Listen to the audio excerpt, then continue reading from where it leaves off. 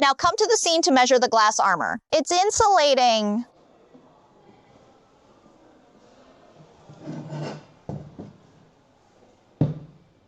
You can see that the insulation effect is very significant. Here we go. Come and test the explosion-proof test of our glass armor on site.